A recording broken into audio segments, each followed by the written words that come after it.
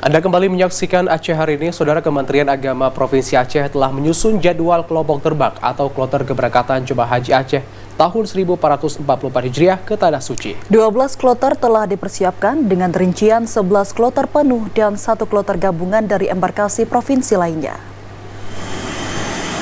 Kelompok terbang atau kloter keberangkatan dan jadwal keberangkatan jemaah haji Aceh tahun 1444 Hijriah telah disusun oleh Kementerian Agama Provinsi Aceh. Sebanyak 12 kloter telah dipersiapkan dengan rincian 11 kloter penuh dan 1 kloter gabungan dari embarkasi provinsi lainnya. Jemaah calon haji yang tergabung pada kloter 1 merupakan jemaah haji dari Banda Aceh, Aceh Besar, dan Pidi Jaya. Para jemaah kloter 1 ini dijadwalkan akan masuk asrama haji embarkasi Aceh pada Selasa 23 Mei dan diberangkatkan keesokan harinya pada Rabu 24 Mei 2023 pukul 7.45 waktu Indonesia Barat melalui Bandara Sultan Iskandar Muda. Sementara itu jumlah calon jemaah haji tiap kloter yang diberangkatkan yaitu sebanyak 393 orang. Kepala Bidang Haji Kementerian Agama Provinsi Aceh Arijal mengatakan pihaknya telah menyiapkan berbagai persiapan mengingat waktu keberangkatan yang hanya tinggal menghitung hari.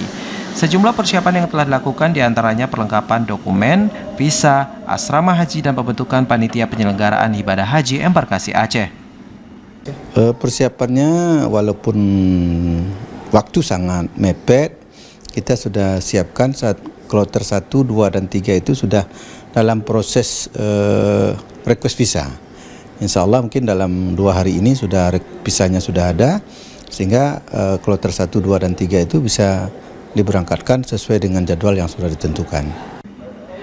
Kementerian Agama Provinsi Aceh mengimbau kepada seluruh kepala kantor Kementerian Agama di kabupaten kota untuk segera berkoordinasi dengan pemerintah daerah setempat agar pelaksanaan keberangkatan ibadah haji dapat berjalan dengan lancar. Tim Liputan TVRI melaporkan.